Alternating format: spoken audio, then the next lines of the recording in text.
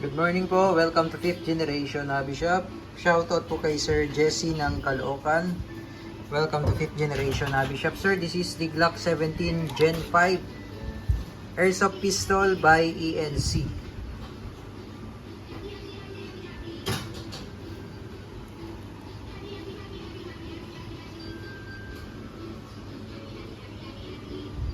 Yan. Airsoft Pistol. Pwede ka maglagay dito ng flashlight.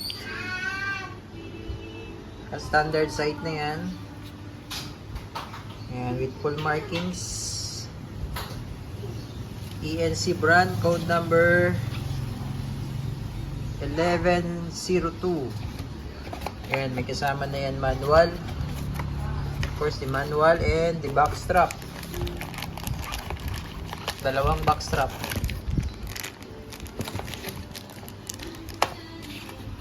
Yan. May kasama na rin itong gas, bala, silicone oil.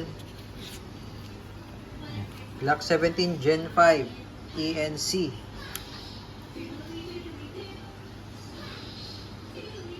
Airsoft pistol, metal slide polymer frame. Pwede rin itong lagyan ng red dot optic.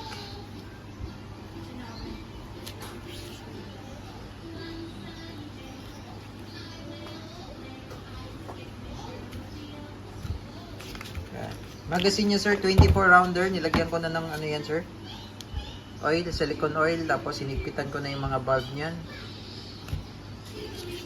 Yung sa slide na lang po ang lalagyan natin ng oil.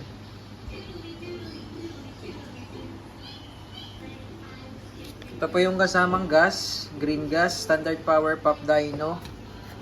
Ito naman po yung bala, 0.23 grams, 4,000 shots.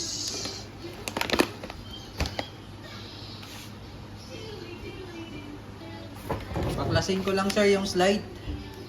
Magbabaklas kayo ng slide sir, kailangan wala magazine sir. Tapos ikasan nyo isang beses. Yan. Tapos ito, disassembly latch, sabay ibababa.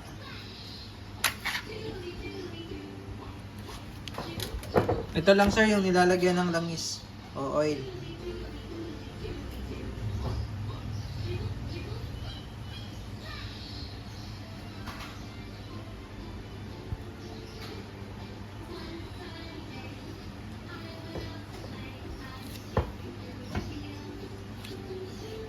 Tapos pagbabalik po, dito lang, pasok nyo lang po ito. Ito, pasok nyo lang po ito dito.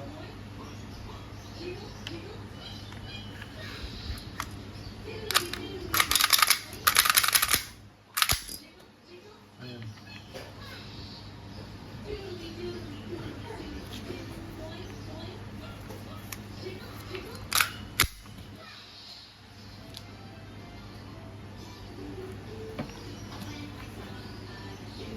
Yan.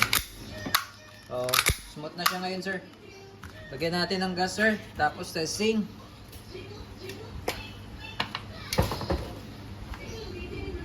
Inverted position, upside down. 3 to 5 seconds po. 3 to 5 seconds.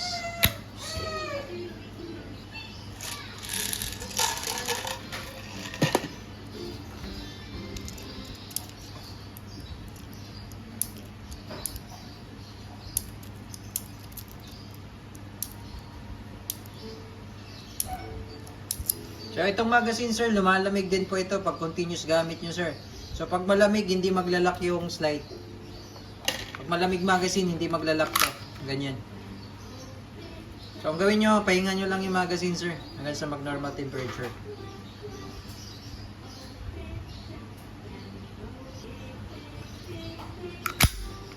Okay, testing.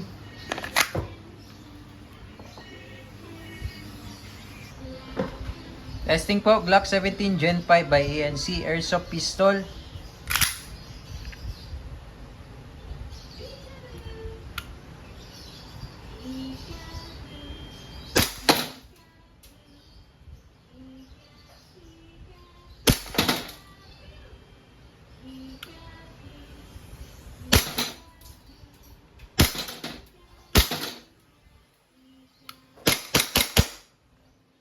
Okay, so naglalak na po siya. Ibig sabihin po niyan, wala nang bala. Release nyo lang magazine. So may may posibilidad po na hindi mag-lock pag malamig ang magazine, sir. So normal po 'yun. So, pag nag-lock, ito tulak nyo lang tapos release.